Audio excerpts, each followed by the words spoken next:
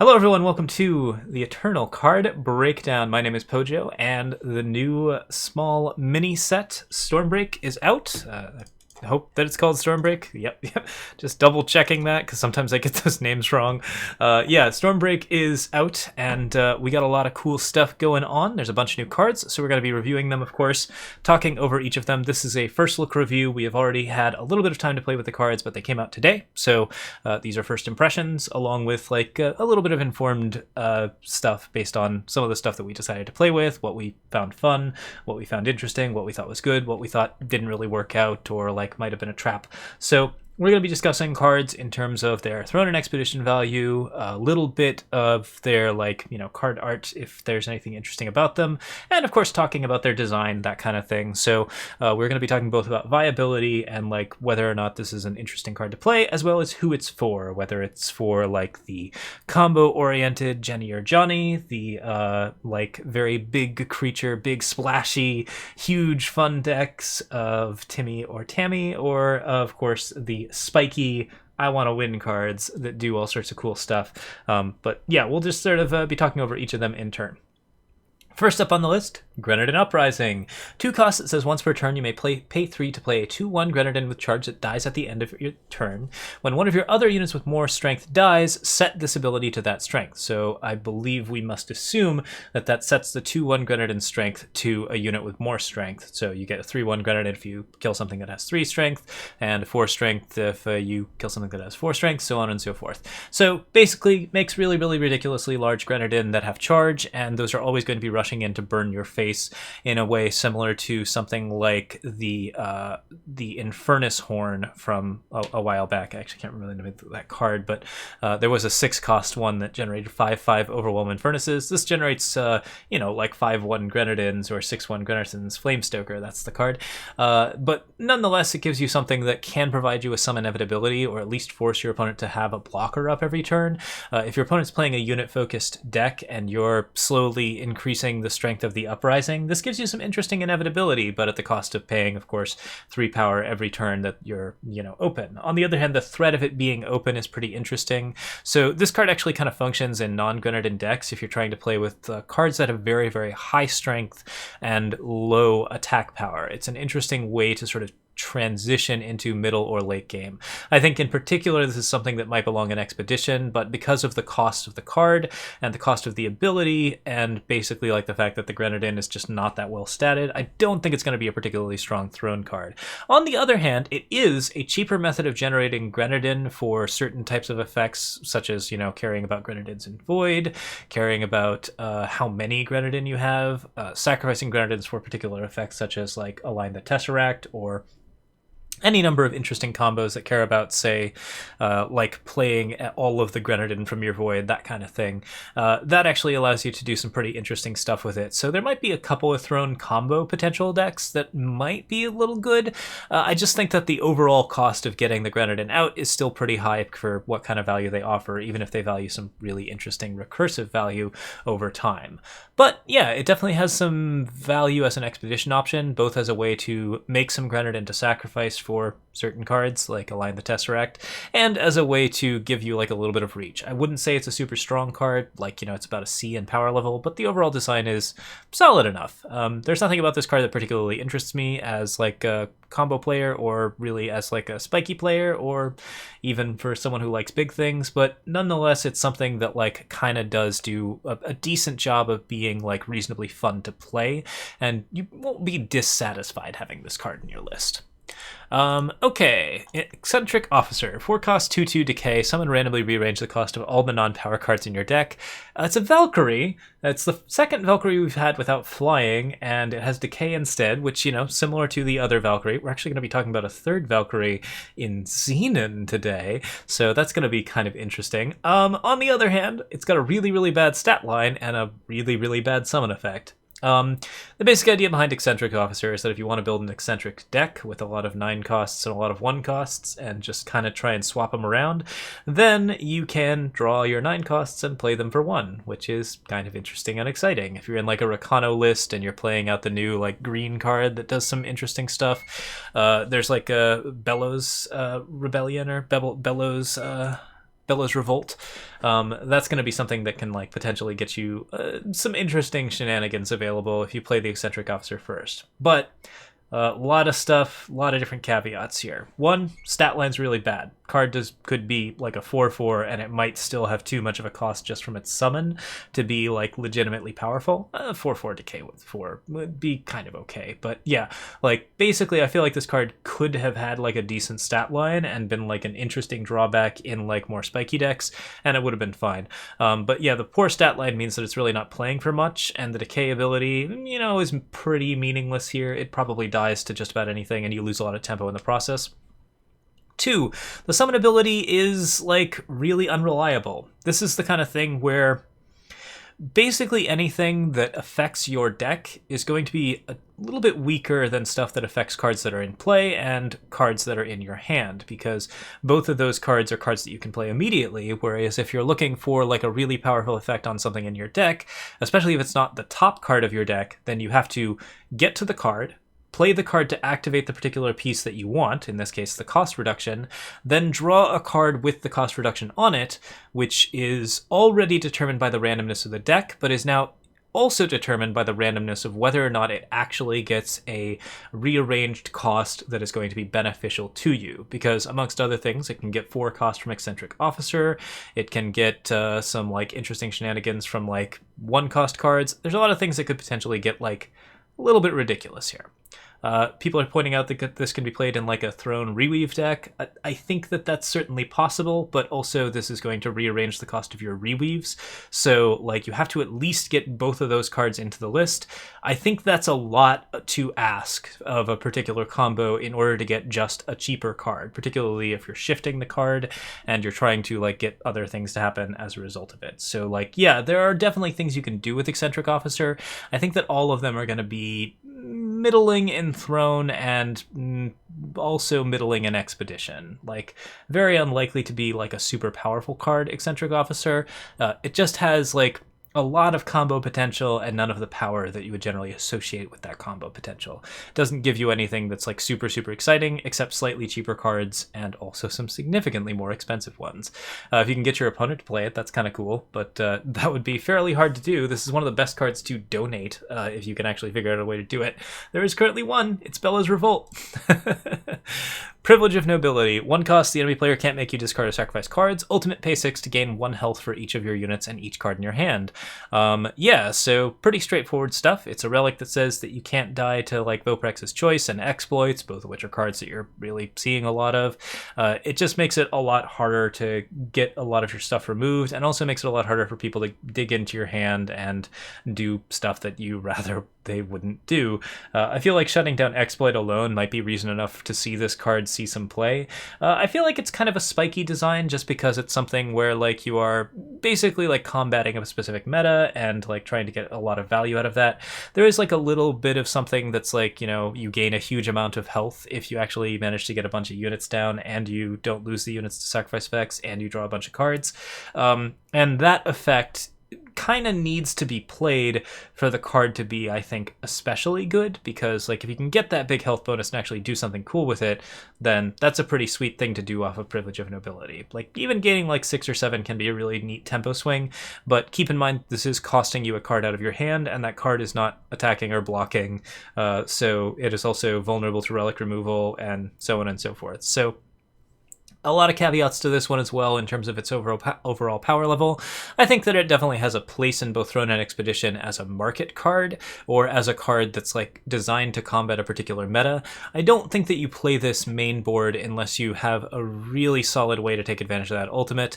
Maybe something like Merriest Mandrake, where you actually get to draw some cards off of it, or like any type of Mandrake setup where you have like, you know, a real benefit from actually playing ultimate matters. That could be something that could get you something. And also this can potentially get some like other interesting options. Notably, it doesn't sacrifice when you pay the 6, which means that you keep a relic for relics matters, but you don't sack the relic for relics in your void matters, which is actually like one of the themes of the previous set. So this is something that like kind of doesn't really interact with those in the way that you like. Overall, I'd like that ultimate to be a little cheaper. I think the power effect is kind of nice, but this is definitely just attacking a particular section of the meta and not providing a lot of power in the meantime, so I'm iffy on the design. Prosperity of the Reach, gain 3 health, draw a card. If there are 10 more or more units in your void, put 10 of them at random into your deck to take an additional turn after this for a 3-cost time card. This is pretty good. You definitely get to do this in like any sort of like just slow control deck. The health gain and the card draw are both helpful. Obviously you're not doing anything with that turn, but combined with a little bit of health gain, that tends to buy you extra turns over time, which allows you to get a little bit more time to stabilize while you're putting together your insane mill. This is clearly a pretty strong throne card because there's a lot of interesting void-based strategies that you can fiddle around with, and taking extra turns is usually never a bad thing. This is also one of the most like accessible options, which is kind of weird to say, but it is one of the most accessible options for taking additional turns. There are very few cards in the game that currently allow you to take additional turns. All of them have pretty hefty requirements, such as fulfilling an entire site and then attacking with a unit, or like fulfilling an entire like unit's like 33 power requirement. Getting 12 units on the board. This one just requires you to have 10 or more units in your void, which is something that you can do naturally, but more likely are going to be doing as a result of milling yourself, which, you know, if you're milling yourself, it might be a good idea to take an extra turn under certain circumstances. So yeah, this has some potential. I think overall it's pretty sweet, and you can do some pretty interesting stuff with it. It is definitely something that could be played in Expedition in the right type of deck, but that deck is kind of a slowish control option. And in Throne, this is like clearly interesting combo potential, something that could definitely be built into like potentially an A or S tier deck. Like it's something that could be super, super strong, but it really depends on like whether or not the lists that currently want to use it, which there are many popular Xenon lists that want to use it, are really all that better off with it. Like certainly playing stuff out of your void for free is usually pretty powerful. You often don't need to take an extra turn in the process, but like yeah, I think this is definitely something that bears some examination as an option for Throne. Tara, Ever Loyal. Summon, give one of your other units Warcry 2. When an enemy kills that unit, double Tara's strength and health, and she gets Warcry 4. Pretty interesting stuff here. Tara is not providing you with a lot of immediate onboard impact. There's a reason that she is like able to be a 3-cost 3/3 at this cost and still have so many other big abilities. The main things she's giving you are the ability to attack in with one particular unit with Warcry 2, and also the ability to basically make that unit unkillable until Tara dies, because if somebody kills that unit, Tara is going to double up, which is super bad for your opponent, becoming a 6/6, and also be a Warcry 4, which is a ridiculous Warcry and definitely like a pretty solid option as well. So a 3-cost 6/6, pretty reasonable, and a Warcry 2 ability on somebody else is like kind of just okay. It's not giving you like any like extra tempo by any means, but it is making your late game look a lot better. So like overall, while this card does not provide a lot of immediate onboard impact in terms of like of strength, I think there is some strength to the card, and that's something to like sort of pay attention to.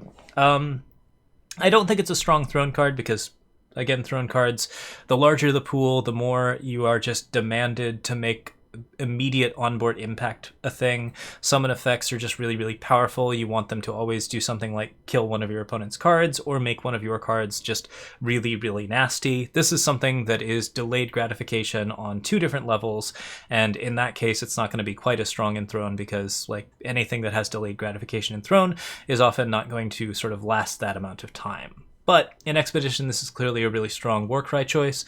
You get to do some really fun stuff with it. It's great on flyers. It's great on even like small units that you just want to have like some sort of infiltrate type thing going on, where you just want them to hit for like the 3/3 sentinel that plays 3 or less cards from your deck. It's very hard to trade with these cards when you know you're going to make a 6/6. So there's some pretty interesting stuff that you can do with Tara to sort of force units through and make your opponent make hard choices. That being said, I don't think the card is overpowered. I think it's probably just like a B tier Expedition card and like pretty mediocre in Throne. Still really cool design, a lot of fun stuff happening with it, and seems like a pretty interesting card.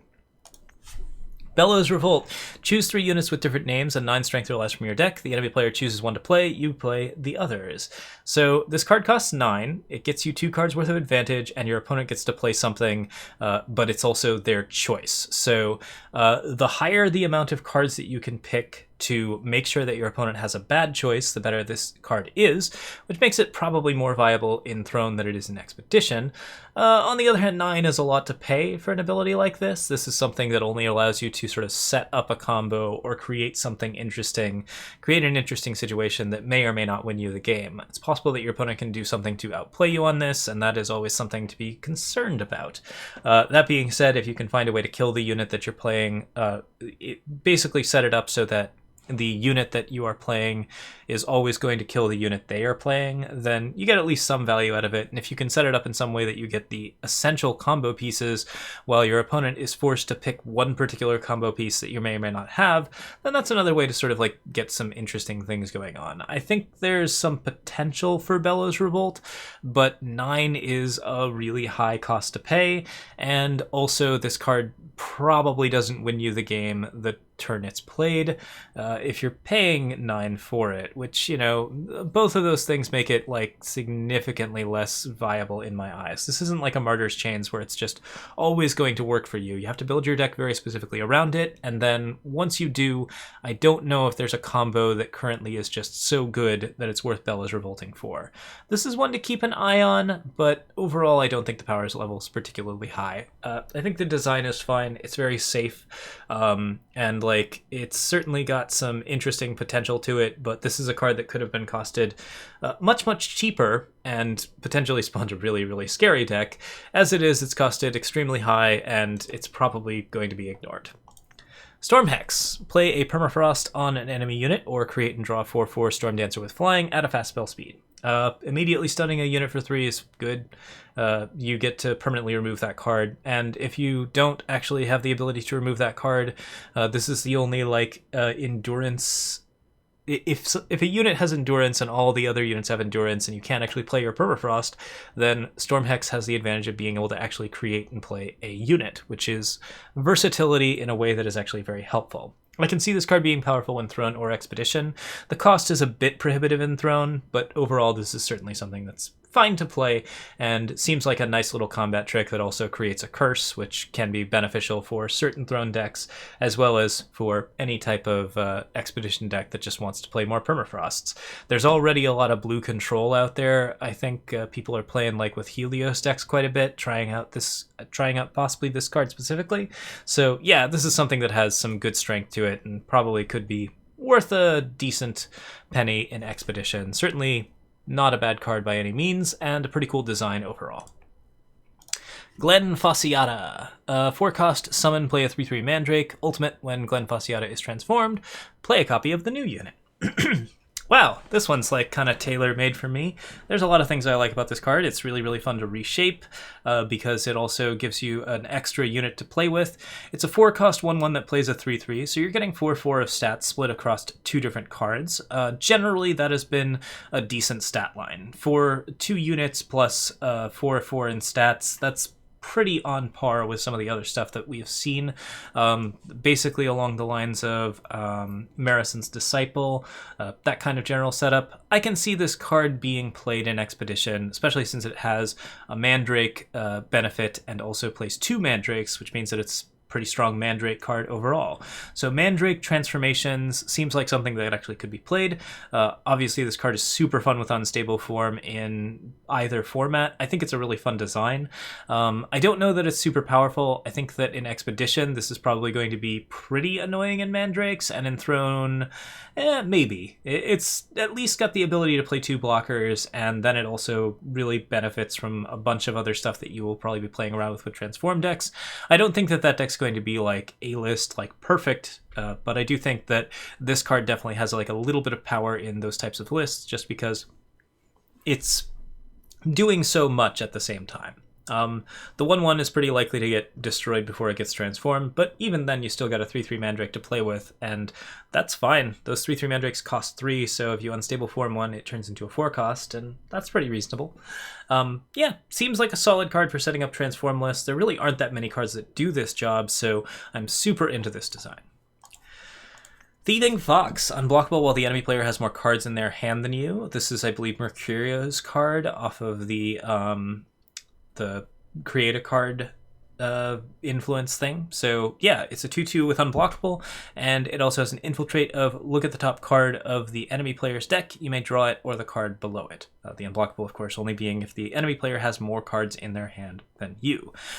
It's not terribly hard to activate the unblockability on Thieving Fox, which means that you are going to be able to get the infiltrate. You get to look at the top card, which is nice, and you also get to choose whether or not to keep that card, and if you don't want to keep that card, you get to pick up another random card off of your opponent's deck, which, yeah, all of that seems like a pretty solid package. A 2/2 unblockable is definitely not a bad stat line. Grenadin Beast is a relevant archetype, or a relevant unit type, so it's got that going for it as well. The unblockability is pretty sweet. I don't think it's overpowered in stat line. The infiltrate ability is, like, just good value, and also gives you a couple of choices in terms of stealing, and also potentially has the ability to steal something that your opponent doesn't know about that you can surprise them with. So it's a fun design as well. Overall, like, yeah, this is like A+. There's a lot of really good things about it. I think you can play it in Throne or Expedition. I think it's particularly strong in Expedition, of course, but like, it's just a really, really fun card to play with, and I don't see why you wouldn't want to play with it. It's there's a lot of cool things that you can do with it, and it also creates like a fun mini game that you can actually do some cool stuff with. So yeah, this is a great design. The power levels reasonably high but not overpowered, and it's definitely like playable in a lot of different shadow decks that want to play around with stealing cards. So very, very fun stuff. I also like the fact that you get to take a peek, and once you take a peek, you get to draw the card below it and still know what the top card is because it doesn't rearrange their deck. So yay, lots of fun stuff there. All right, Gentleman June. This guy is the D'Angelo House Chieftain. 4/4 quick draw with summon. Each player chooses 2 cards in their hand to keep and puts the rest into their market. Giant Rogue, which I think is pretty good, like basically establishes the D'Angelos as a sort of thuggish type of gangster, which is kind of nice. But yeah, like overall, just like a cool like Dizo type character that's actually a little bit more interesting than Dizo, like a lot of things on the lore level. As a card that you are playing, Rogue is not actually all that useful of a unit type. I don't think there's really any cards that currently play with rogues. Neither are giants all that important. The summon ability will frequently hurt your opponent's hand if they are playing really expensive control stuff.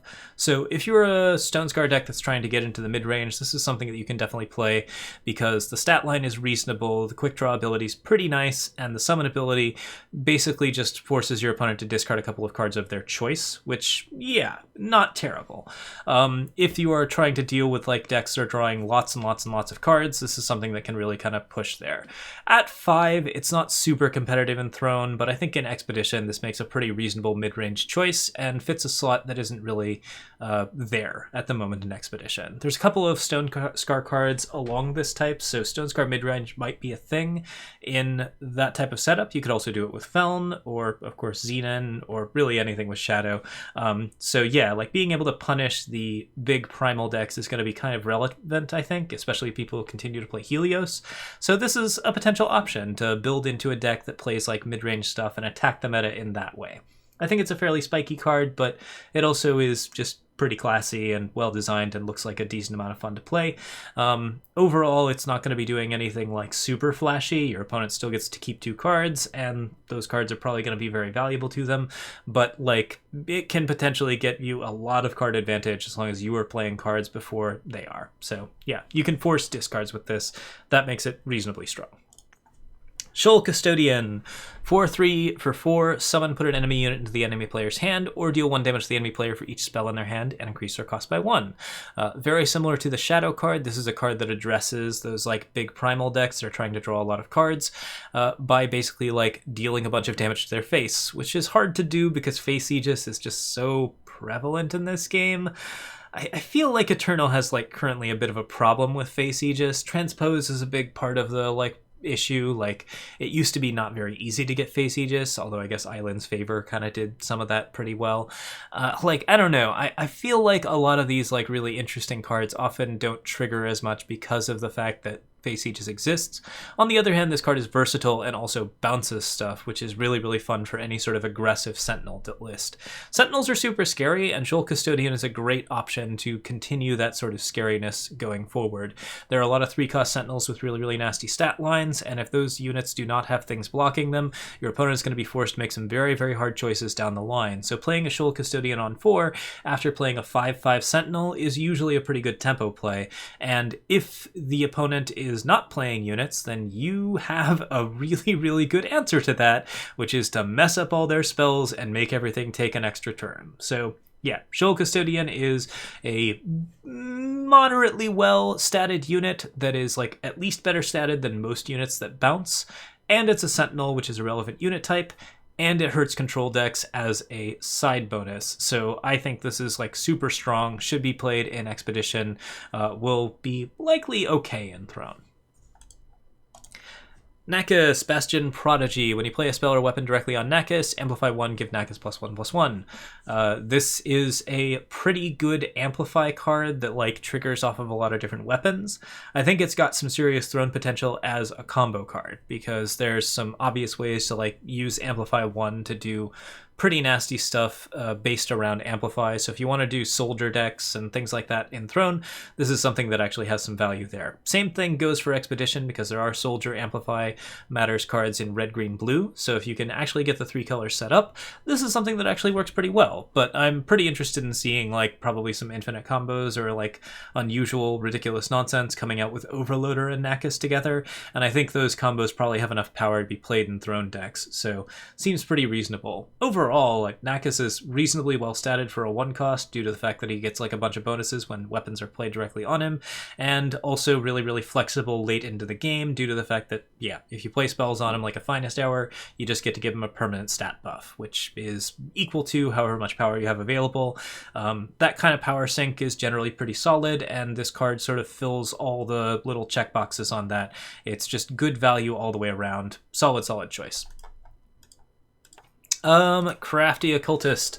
Summon, discard 2 cards, and draw 2 cards. If you discarded a card, Crafty Occultist gets flying. Or if you discard a spell, Crafty Occultist gets flying. If you discard a unit, play a 1/1 Grenadin. 3-cost 3/3 with a very, very good take a look ability. Yeah, this plays a unit on your board.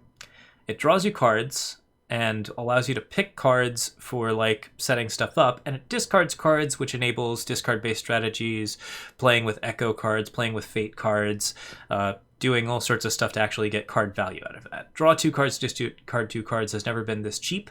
It has also never been attached to a unit. I think this is a really good card and will probably be played in Throne and Expedition.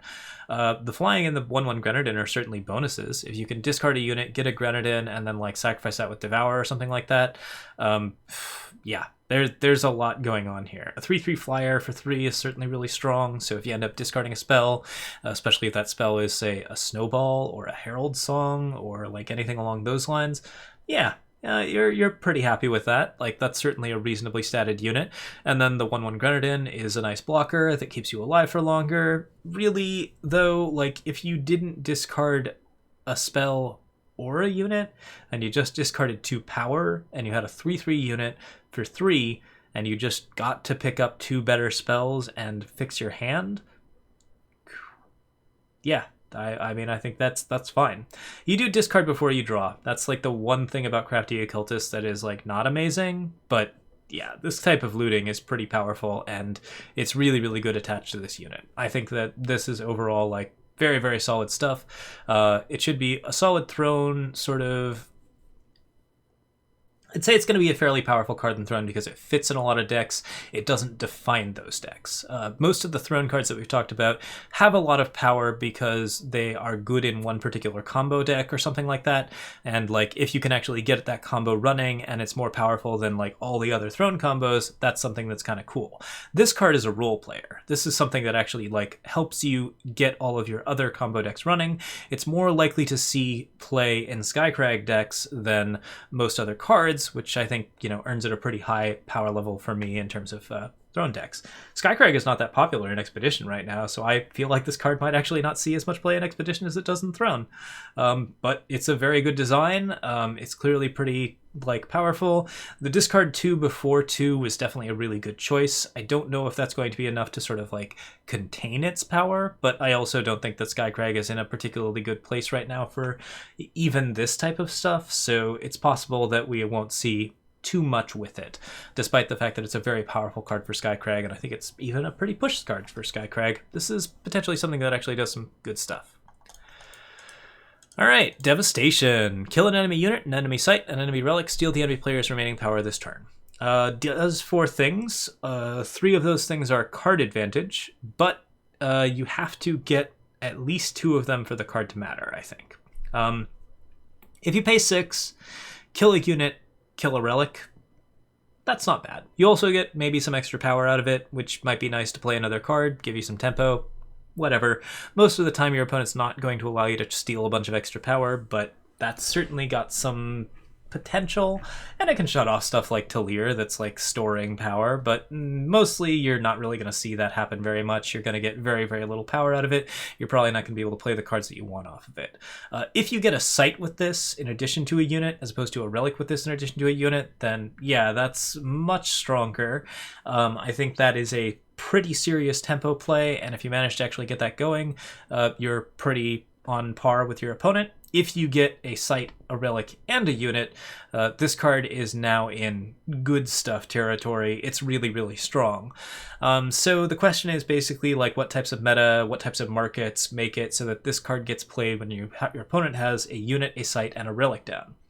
I mean, there is a Grodov's Burden type setup right now that's really common in Throne, where you have units and sites and relics all down at the same time, or at least units and relics all down at the same time, and the relic is something you really, really need to get rid of, while also dealing with very, very large tempo units. If you're doing that type of stuff, Devastation is going to be pretty strong. I think that if you hit all 3, it's super, super good. I think that if you can just hit 2 of them, you're probably pretty happy with it. Obviously, the big risk here is that you're going to do something like kill an enemy unit and then steal 3 power, and in that case, the card is not worth it. I think this has some potential in Throne. I think it's very, very good in Expedition in mid-range type setups. It kills Speaking Circle. I'm always fond of that, but I also think the Speaking Circle is just outrageous. So yeah, it's nice to have good answers to Speaking Circle, but it's also nice to be able to punish the extra value that sites provide with a little bit of extra value of your own. So I'm very, very into this card. Also, super, super sweet art. Really, really good premium setup. This is obviously the storm that is coming to Bastion. You can kind of see that everything's in trouble. If you haven't been following the lore stuff, right now, basically, this is the last of humanity. And one of the things that's happening is that the Bellows are getting overrun below by the Shadow Sea, while a giant storm approaches, and everyone is potentially about to die. And it's like a rich versus poor thing. There's a lot of really scary stuff happening here. It's gonna be an interesting little bit of lore. I hope that we get to see more of it covered. There's been a lot of individual stories, but yeah, I'm interested in the world building here, and I'm curious. There's not gonna be much of a world left after this, but Evacuation plan, same sort of general lore focus. Put any number of your units into your hand, play an exhausted sentinel with their combined strength, health, and battle skills. Bounces as a Combre safe return effect while also playing a sentinel. The sentinel is not exhausted, which is super bummer. I would not mind being able to play the sentinel unexhausted here as a combat trick. I think that would be a really fun combat trick. As it stands, the fact that the sentinel is exhausted is a little bit near. Combining all of your units into a super powerful unit with a full set of battle skills is pretty cool, and if you have Exalted as some of those battle skills, then it gets even cooler. Or if your units sacrifice to generate other units, yeah, there's some stuff that where, well, I guess you can't really sacrifice to generate other units because you're not sacrificing these units, but if you have some way to leave behind a unit, then that's kind of interesting. I don't think there's really much that can do that, though, because Evacuation Plan would trigger after the Leave Behind effect takes place.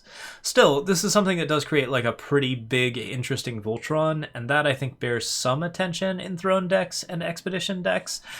Just figuring out a way to play like a really big Aegis Sentinel with a lot of other interesting skills on it could be kind of cool, and you could potentially get some good value out of it.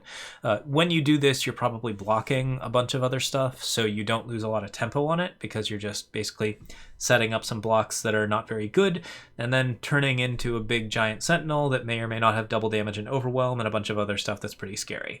That merits some attention as a combo. I think it's a good expedition card. I think as a throne combo, it's going to take a lot of setup, because most of the time you're going to be like trying to keep these cards, but like the very, very like sort of low, the least useful, like the worst case scenario is you play this to bounce something away from a spell and get a small sentinel in return, which, you know, for 4 is pretty expensive, but that's still a useful effect to have on board. So overall, I'd give this card like a B or a B in power level. It's not anything that's going to be like super, super good, but I don't really see a point where at the low end where it's just not useful at all. Storm Mirage, Flying Aegis Ambush. I think everyone who sees this might think Hifos, the big ol' like healthy creatures attack type thing. This is also just like a really interesting control card. It pushes the boundaries of like what you can do to stall in this game. 0-5 is certainly a pretty good stat line. It is not a stat line that survives finest hours, so it's probably fine. But it is something that you can definitely throw down pretty early on to stop any number of attacking units. I think that it is overall a unit that's pretty sticky, a unit that has a lot of health, and a unit that can carry weapons well. All of that is reason to potentially consider this card for later. But yeah, there are a lot of things to be said about cards that don't do anything as well. I think in Expedition, this card's definitely got some potential, and in Throne, maybe. It certainly fits a slot that I don't think a lot of other cards do, and ambush cards are certainly quite interesting and potentially very useful. The fact that this card is very likely to stay alive on board on turn 3 means that I think it fills a slot that other cards do not fill, because you can play this on your opponent's turn 2 when they don't have a good chance to respond to it, and whatever response they might have to it is going to only pop an Aegis. So it's very unlikely, it's not a counterable card by any means, that you're not going to see turn 3, play a weapon, and then do something ridiculous with that weapon. So if there's like a good infiltrate, for example, if you're in yellow, blue, purple, and you just want to throw a Beast Colors amulet on this thing, that kind of thing, then yeah, that's like a straight up like really interesting, like good combo that will get you out of silver in this type of format. I think that it's just something that definitely bears some remarking. It's something that's pretty interesting, but the overall power level of cards that don't do much is definitely kind of low. Also, this card really pairs well with the card that prevents you from sacrificing stuff, because now you can just play that on 1, play Storm Mirage on 2, and then like there's just no way to kill that Storm Mirage before you play whatever your weapon is on 3. So yeah, cool stuff there. Somiel Twilight's Call. Deadly 6/6, summon, each player's health becomes 13. This is one effect. I've seen this effect in a bunch of different things where it's like reset other people's health to like a middle value. Maybe it heals you, maybe it hurts your opponent. I do not know how to evaluate this card. I am really, really uncertain. Like, 13 is not a particular value that makes Somiel good, because it's at least a 3-turn clock for your 6/6 that you paid 5 for. And also, it's kind of a big drawback, because if you are actually doing well, you don't really want to set your health to 13. On the other hand, if you, like, for example, got this card off of a Diabolic Machinations, and you paid yourself down to 1, then playing a Somiel Twilight's Call is feeling pretty good right now, because that's something that you can play pretty cheaply, and then immediately get yourself back to a point where you're not going to die to any sort of, like, ridiculous red nonsense. Still, it's not the most amazing stat line to be at, and the card having Deadly is also a little bit weird. Like, this is something where 6/6 is quite good. Deadly means that it's going to kill anything that blocks it when you're in multi-blocks, so it trades really well. It doesn't have any onboard impact that actually affects the state of the board or the tempo. So I would say this card is like really, really in the mid power level. Like it's like a C plus or something like that in Throne or Expedition. But you never know. Maybe that summon ability is just really gonna make someone's deck's day. It's hard to say what you can do with 13 health that's gonna be exactly right for your particular needs. So potentially a very niche card, but also like if you played it in an Expedition deck, I don't think that you'd be unhappy with it. I just don't know if it would do anything that furthers your goal as much as just like be a big unit and also maybe heal you a little, which that's good enough. Gravity Rifle. Green, green, blue, blue for 5. It's a 4/8, so it's got an insane amount of health for a relic weapon. Your avatar can attack the enemy player if they have no flying units. Your avatar can't attack units without flying. So it's effectively unblockable unless your opponent has flying units, in which case it only attacks those flying units, which is kind of cool. Yeah, I think it's potentially got some good stuff going on, but like, yeah, as far as things go, there's a lot of different stuff going on. I think that overall this card is definitely really interesting in Throne. In Expedition, there's some things that like kind of are tricky about it. It's pretty hard to play enough cards to really make this card do what you want. There are a lot of Valkyrie that kind of buff the card or give it double damage or other things like that. And there are also some stuff that like kind of pushes it a little bit over the realm of possibility. I think the unblockability in this card is pretty interesting. But like, yeah, overall, the thing that really interests me about this card is that this is a Huru card that reads typically deal 8 damage to the enemy player, gain 8 life. Like, that seems like a fair assumption to it. It's possible it only deals 4 damage and gains 8 life, but if you're paying 5 for that effect, do you feel happy with that amount of reach is the question you have to ask yourself. I think there are some Throne decks that would say yes, and I think there are some Expedition decks that would say yes. And I think that if you can actually get like whetstones and like double damage on this card, or like figure out some ways to really make the unblockable matter, that's also a potentially powerful list, and that could be really, really fun in Throne. Expedition doesn't have as much support for that type of strategy. You can at least make it bigger, but I don't know if you can kill with it. Endless Step Rebuilder. 3 cost 6/5. At the start of your turn, put a unit from your void into your deck. If you can't, exhaust Endless Step Rebuilder, take 2 damage. We've already played with this one a little bit. It's pretty cool. I think 4-color Sentinels is definitely a list that we're going to be publishing a brew on tomorrow. It's definitely pretty fun. It seems to be really interesting. There's a lot of good 3 cost, 2 cost, and other like just very overstated Sentinels in this type of list. Argenport is a weird place for Sentinels, but this is something that actually does pretty well on its own. The drawback is pretty obvious. If you don't have the units in your void, then this card just endlessly deals damage to you and doesn't attack, both of which are very bad things. But you can also give it endurance to prevent it from exhausting itself, and then you only take damage. That's pretty good.